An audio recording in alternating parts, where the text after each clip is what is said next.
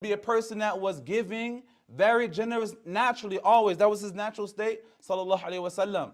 Khasatan itna'i Ramadan, especially in the month of Ramadan, they said the Nabi sallallahu alaihi wasallam used to give like a speedy wind. That he would always look for an opportunity to give and give charity, to give zakat, to give of his time. That he, sallallahu alaihi wasallam, was a person that nobody would come to him seeking advice except he would give him advice. That nobody would come seeking help except he would give them help. That nobody would come seeking charity except that he would give them charity, sallallahu alaihi wasallam. It said that he never told anyone no, sallallahu alaihi wasallam. That anyone who came to the Nabi sallallahu alaihi wasallam, they always knew that he would give them. Until one occasion, and then Nabi sallallahu alaihi wasallam, he was known as a person that lived on the brink of dire poverty. Always. Until one time Sayyidina Umar came and saw how he, sallallahu alaihi wasallam, was sleeping, and he fell into tears at the marks that was on the back of the Prophet sallallahu alaihi wasallam from the straw that he slept upon. You wouldn't believe if you were to see the hal, the state that the Nabi sallallahu alaihi wasallam was in. Someone that's Habibullah, that's loved by Allah subhanahu wa ta'ala, somebody that's celebrated in the heavens, earth, and everything in between. Look at the state of the Nabi sallallahu alaihi wasallam by his choice. If he wanted to, he could have been a king prophet, but he chose to be faqir in the sense of this dunya. So he was known to be a person that never told anyone no. So those that would like to follow the sunnah of the Prophet sallallahu alaihi wasallam, try never to turn someone away. No matter whatever the situation is, if you can do it, give advice, give nasiha, give charity, give your time, give your energy, give your intellectual capabilities, give your resources for the sake of Allah subhanahu wa ta'ala. وَلَا نُرِيدُ مِنْكُمْ جَزَاءً وَلَا شُكُورًا. And don't ask people for anything, not thanks, not praise, not recognition. Rather, seek it from Allah subhanahu wa ta'ala. He was so giving that even his grandson Zayn al-Abid, the Prophet sallallahu alaihi wasallam, and I pray that we all inherit that. He said he never said no ever in his life, illa tashhudihi, except when he said shahada. When he said la ilaha illallah, that was the only time he said no. وَلَا لَوْ تَشْهُدُهُ كَانَ لَأُهُ نَعَمُ. And if it wasn't for the kalimat shahada, his no would have been yes. That's the only time he told someone no. Zayn al-Abidin. Anyone came to him, here, give it. Give it for the sake of Allah. His entire life was giving for the sake of Allah subhanahu wa ta'ala. And we know that in our deen, jealousy or hasad or envy is one of the worst characteristics that a person can have. Hatta Allah subhanahu wa ta'ala told us to seek refuge min sharri hasidin idha hasad, from the evils of the enviers when they envy. This is something that's kabir. The Prophet ﷺ said that 1/3 of my ummah is going to die away from by way of ayn, from the eye, from the evil of the envier when they envies. But he sallallahu alaihi wasallam said there is two occasions or two circumstances where it is permissible to be jealous of someone, where it's permissible to be envious of an individual. What are those two circumstances? One, the person that has been given wealth for the sake of Allah subhanahu wa ta'ala, and they show no mercy to money. They spend it left, right, and center. Fi sabilillah. This person, you are permitted to have a beautiful envy of that individual. The second person is the one whom Allah subhanahu wa ta'ala has given ilm, and he implements that knowledge and he spreads it to others. For the sake of Allah subhanahu wa ta'ala, the Nabi sallallahu alaihi wasallam said these are two individuals that it is permissible to have envy of them. The Nabi sallallahu alaihi wasallam, he said, Inni lastu akhsha alaykum an tushriku ba'di. The Prophet sallallahu alaihi wasallam says, Wallahi, I am not afraid for this ummah that you're going to commit shirk. When I'm not worried about that. It's not my concern. Mustahil for the entire Muslim world to go back to shirk. La, it's not possible. The Prophet sallallahu alaihi wasallam said, I don't fear that for you. But what I fear, inni akhsha alaykum dunya. What I fear for you is dunya. That Allah subhanahu wa ta'ala will give you dunya and you will forget your akhirah. That He will give you dunya and you will begin to compete in dunya and forget your divine purpose. You will forget why you were here in the first place. This is the fear that the Nabi sallallahu alaihi wasallam had for us. Do we have that fear for ourselves? And this is the litmus test for where we are in our iman. The ulama of tafsir, they used to say that a sign that a person is free of nifaq is one is infaq. That nifaq and infaq, they're made up of the same words. The give is made up of the same word as nifaq. So one of the signs that a person is free of hypocrisy is that they're able to give freely for the sake of Allah subhanahu wa ta'ala.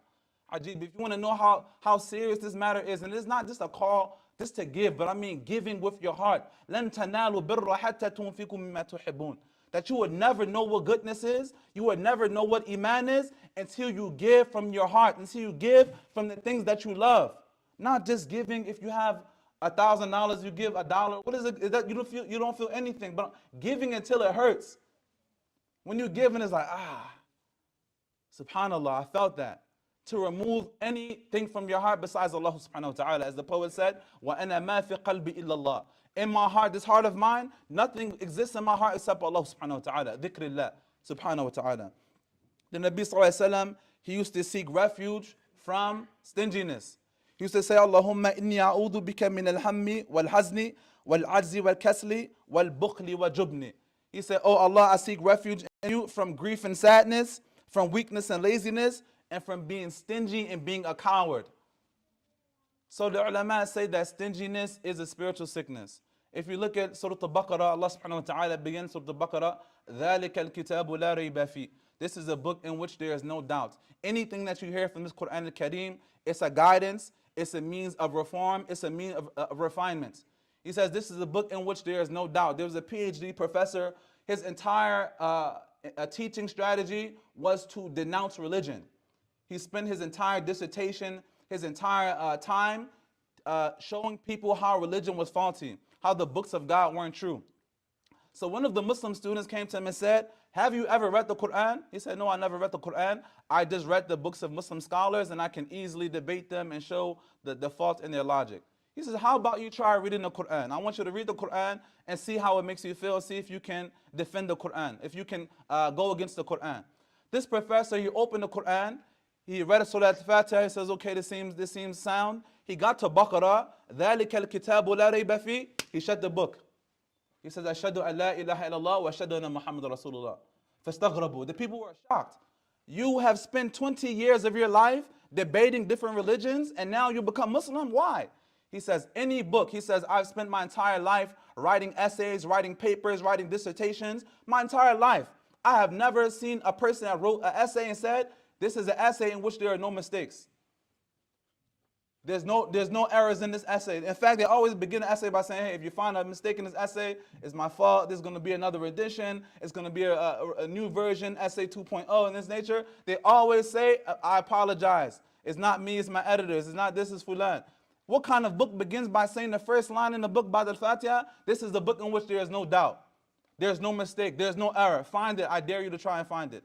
He says, any books that starts like this, it must be the book of God. And he became Muslim.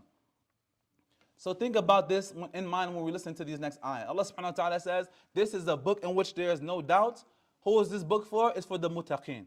Now the question is, who are the muttaqeen? The muttaqeen are the only people that will be allowed to gain access from this book. الَّذِينَ يُؤْمِنُونَ بِالْغَيْبِ. Those that believe in the unseen. Right? Inshallah ta'ala, we all fall from amongst that. وَيُقِيمُونَ الصَّلَاةِ. Those who establish their prayers. Inshallah ta'ala, we all fall from amongst those. The last one is وَمِمَّا رَزَقْنَاهُمْ يُنْفِقُونَ. Ajib, think about this. Allah ta'ala mentions believing in the ghaib, believing in establishing the prayers. Right after that, those that when we give them money, they spend it. Why would Allah ta'ala mention that when he mentioned those big matters? Spending is a serious matter in the deen. It's not something small like I give on my free time, I give when I feel like it. It's deeply tied with our aqidah. It's deeply tied with our salah.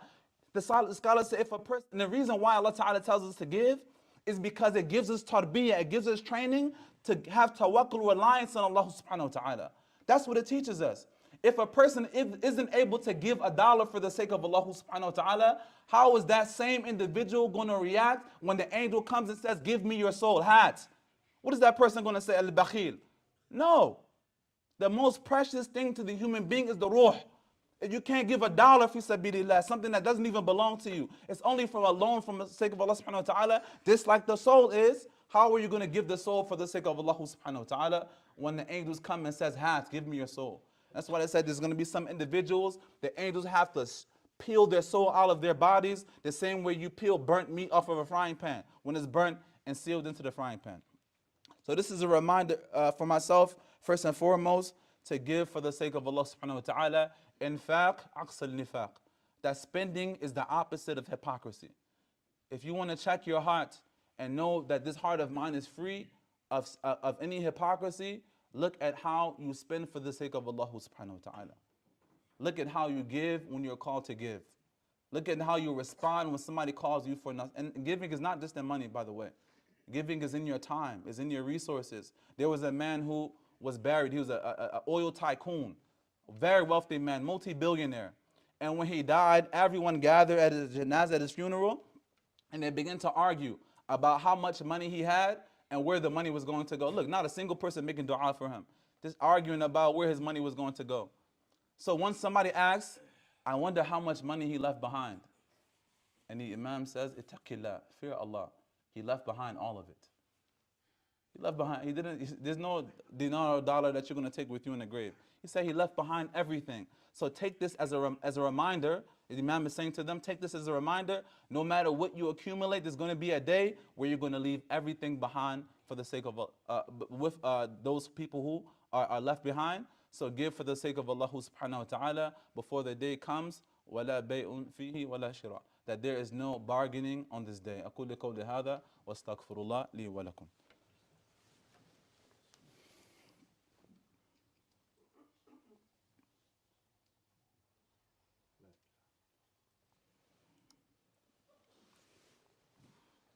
أعوذ بالله من الشيطان الرجيم بسم الله الرحمن الرحيم الحمد لله الذي علمنا من العلوم ما به كلفنا صلى وسلم على محمد وآله وصحبه والمهتدي وبعد. We begin forever and always by praising Allah subhanahu wa ta'ala and sending infinite salutations upon His Prophet and Messenger. I want to thank the community for inviting us today. My name is your brother Yusuf Kroma. I came all the way from San Antonio, Texas on representation of UMR, United Mission Relief. And we are a non-profit that goes all across the world trying to do khair, trying to do what Allah subhanahu wa ta'ala has asked us to do. I was a student, a graduate of Al-Azhar University in the Department of Sharia.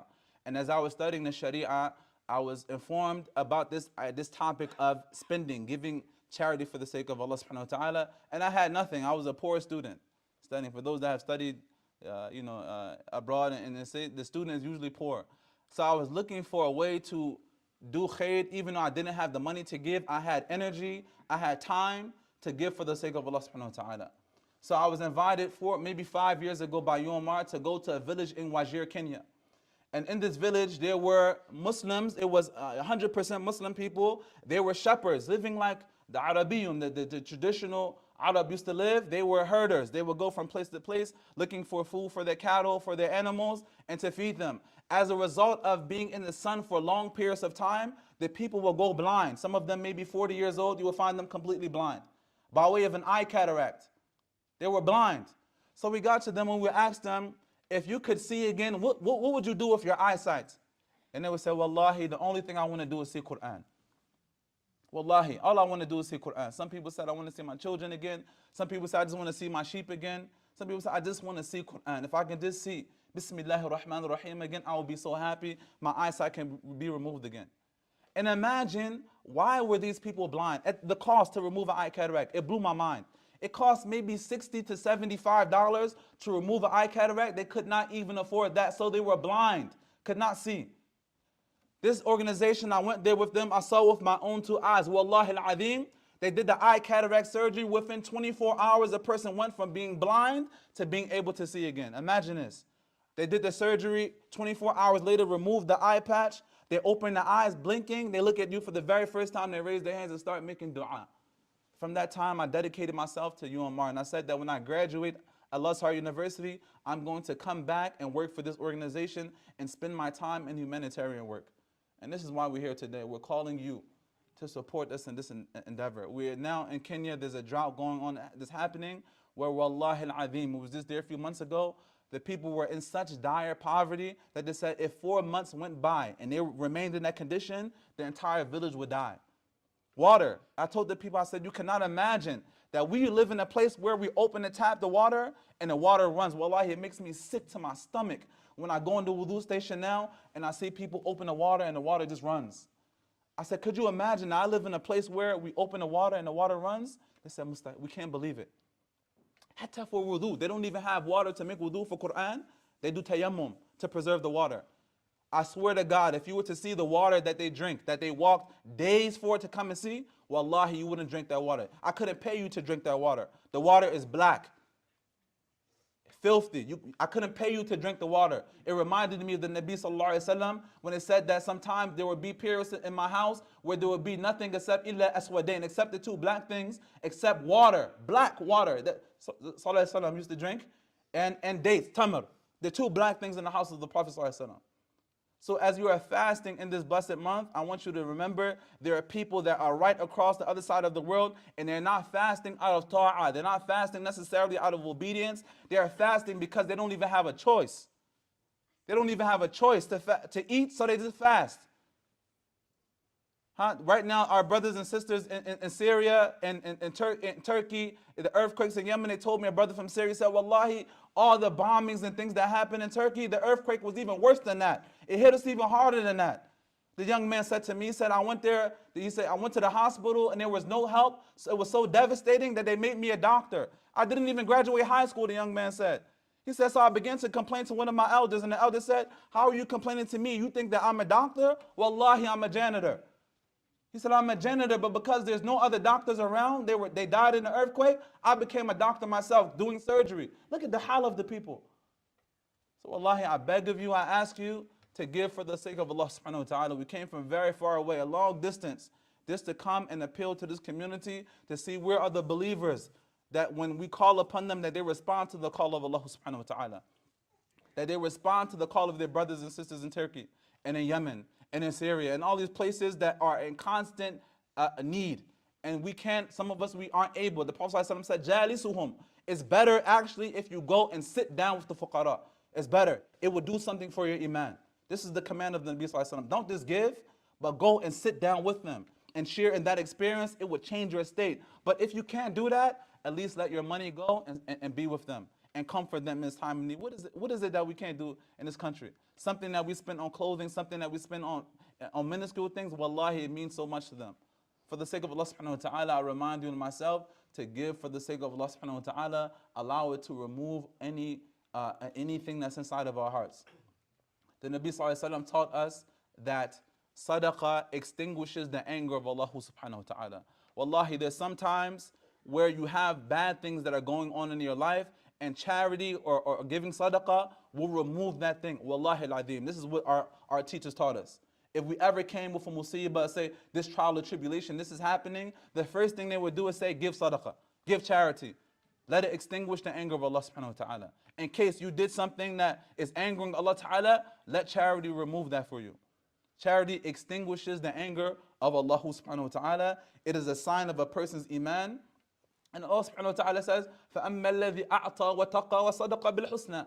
For the one that gives for the sake of Allah subhanahu wa ta'ala and has taqwa, Allah ta'ala will make his life easy. He will make it easy for you.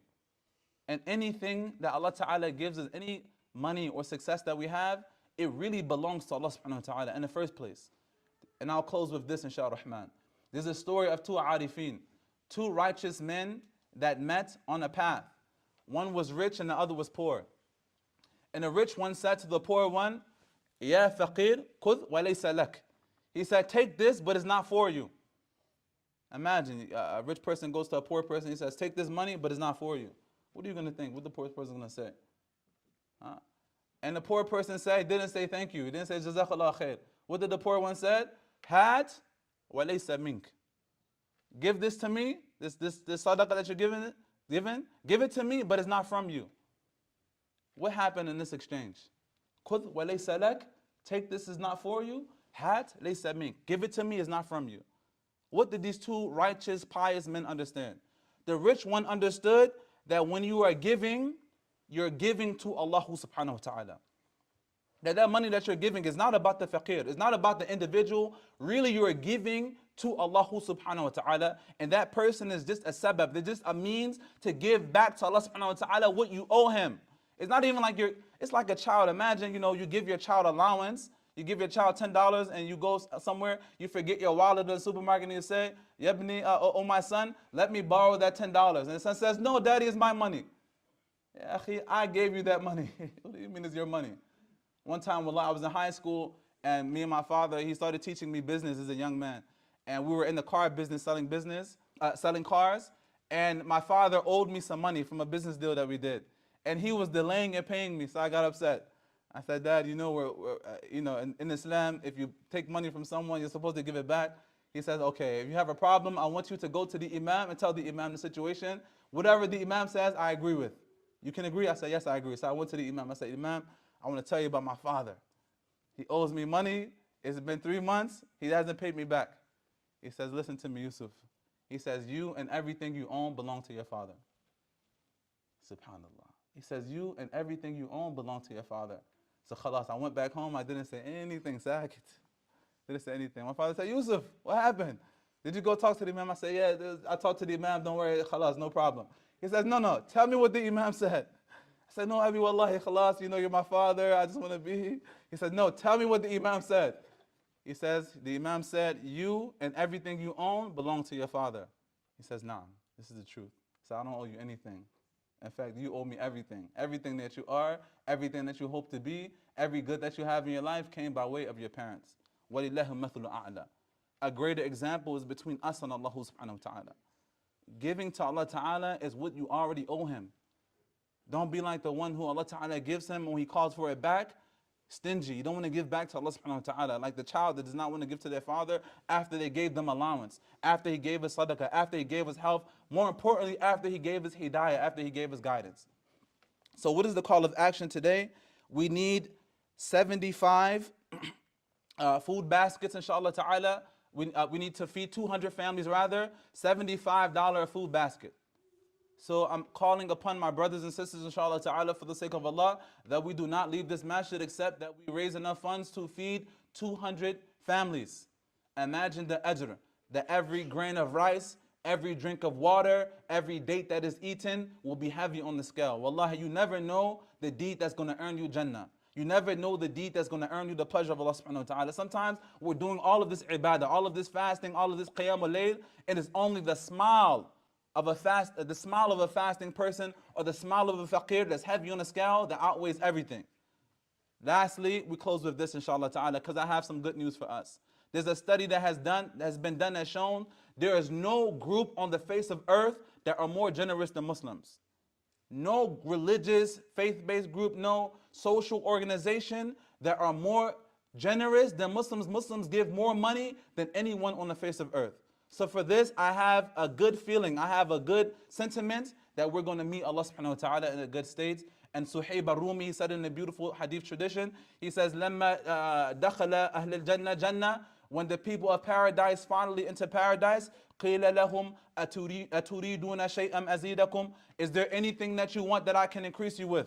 And Ahl Jannah, all of us, inshallah ta'ala, the same way we are gathered in this masjid, I pray that we are gathered just like this on the day of judgment. And we all are going, Ameen, say Ameen, Allahumma Ameen. That we're gathered like this, just like this in Jannah, and it's going to be said to us, is there anything that you want? And the people of paradise are going to say, no, what else can we want? We are going to say, what else could we want besides this, besides what we have? And they say that in this moment, Allah ta'ala is going to drop the veil between him and the servant, and in this, subhanallah, Allahu Akbar. In this moment, Allah Ta'ala is going to drop the veil between the servant and him. And in this moment, Jannah and all that it contains is going to become undesirable to us in comparison to seeing Allah subhanahu wa ta'ala. In comparison to looking at Allah subhanahu wa ta'ala. كَالْفَرَاشِ الْمَبْثُوثِ. You know, in such a state of happiness that we forget Jannah and everything that it contains. This is what we're competing for in this dunya. وَالْآخِرَةُ خَيْرٌ لَكَ مِنَ الْأُولَى. And the afterlife is better for you if you but knew. So we ask Allah subhanahu wa ta'ala, if there's anyone sick in this community, to remove their sickness. If there's anyone in this community that's going through hardship, to remove their hardship. If there's anyone in this community that's trying to find guidance for Allah subhanahu wa ta'ala, to guide them. If there's any young people that are searching for the straight path, we ask Allah subhanahu wa ta'ala to put them on the straight path. We ask Allah subhanahu wa ta'ala to put the light of Muhammad sallallahu alayhi wa sallam in every home. To put the light of taqwa in every home in this community. We ask Allah subhanahu wa ta'ala to elevate this community and to be from amongst the followers of Muhammad sallallahu alayhi wa sallam. We ask Allah subhanahu wa ta'ala to make this community a people of Quran, to be a people of guidance, to be a people of obedience to Allah subhanahu wa ta'ala, and to allow every single member of this community to be of the highest levels of paradise. We ask Allah subhanahu wa ta'ala to accept your deeds. ربنا آتنا في الدنيا حسنة وفي الآخرة حسنة وقنا عذاب النار رب اجعلني مقيم صلاتي ومن ذريتي ربنا وتقبل دعاء ربنا اغفرني ولوالدي وللمؤمنين يوم يقوم الحساب ربنا هب لنا من أزواجنا وذرياتنا قرة أعين وجعلنا للمتقين إماما إن الله وملائكته يصلون على النبي يا أيها الذين آمنوا صلوا عليه وسلموا تسليما اللهم صل وسلم على سيدنا محمد في الأولين وصل وسلم على سيدنا محمد في الآخرين وصل وسلم على سيدنا محمد في كل وقت وحين وصل وسلم على سيدنا محمد في الملأ الأعلى إلى يوم الدين اللهم صل على سيدنا محمد الفاتح لما أغلق والخاتم لما سبق ناصر الحق بالحق والهادي إلى صراطك المستقيم وعلى آله حق قدره ومقداره العظيم اللهم صل على سيدنا محمد صلاة تحل بها العقد وتفرج بها الكرب وتقطع بها الهوائج اللهم أجل لطفك في أمورنا كله سبحانك ربك رب العزة عما يصفون وسلام على المرسلين والحمد لله رب العالمين وأقيموا الصلاة